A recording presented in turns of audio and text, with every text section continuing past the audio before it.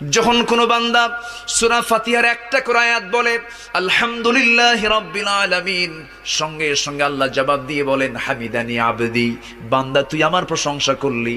আর রহমানির রহিম যখন বলে আল্লাহ বলেন আসনা আলাইয়া আবদি।